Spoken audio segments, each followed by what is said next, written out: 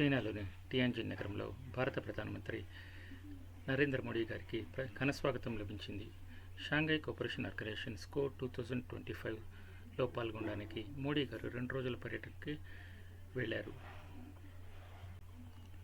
బిన్హాయ్ అంతర్జాతీయ విమానాశ్రయంలో చైనా మంత్రి లీచెంగ్తో పాటు భారత ప్రతినిధులు మోడీ గారిని ఆత్మీయంగా స్వాగతించారు. ఎర్ర కార్పెట్ రిసెప్షన్తో పాటు సాంప్రదాయ నృత్య ప్రదర్శనలు జరిగాయి. 2020 గల్వాన్ ఘర్షణల తర్వాత మోడీ గారి ఇదే మొదటి చైనా పర్యటన. గత సంవత్సరం నుంచి ఇరు దేశాలు సంబంధాల పునరుద్ధరణకు చర్యలు ప్రారంభించాయి. ఉత్తరాఖండ్లోని లిపు లేక్, హిమాచల్లోని పుష్కిలా, సిక్కింలోని నదుల గుండా మళ్లీ వాణిజ్యం ప్రారంభమైంది.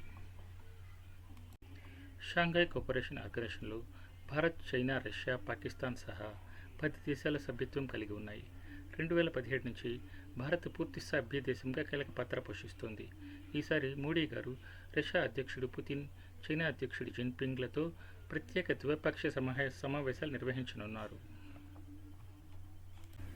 ఈ సమ్మిట్కి ప్రత్యేక ప్రాధాన్యం ఉంది. ఎందుకంటే రష్యన్ క్రూడ్ ఆయిల్ దిగుమతులను వ్యతిరేకిస్తూ అమెరికా ప్రభుత్వం భారత్పై భారీ టారిఫ్లు విధించింది.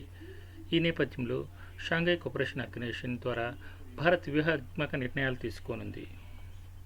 చైనాలో నివసిస్తున్న భారతీయులు కూడా మోడీ గారిని కలుసుకోవడానికి ఆతృతగా ఎదురు చూస్తున్నారు. వారిలో కొందరు దక్షిణ చైనా నుంచి ప్రత్యేకంగా టియాన్జిన్కు వచ్చారు.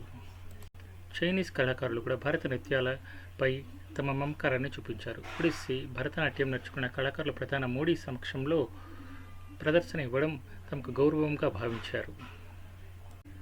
సాంస్కృతిక మరియు రాజకీయ అంచనాల మధ్య మోడీ గారి టియాన్జిన్ పర్యటనపై ప్రపంచ దృష్టి నిలిచింది. షాంఘై కోఆపరేషన్ ఆర్గనైజేషన్ వేదికలో భారత్ యొక్క తదుపరి వ్యూహాత్మక అడుగులు ఎంత కీలకమో చూడాలి.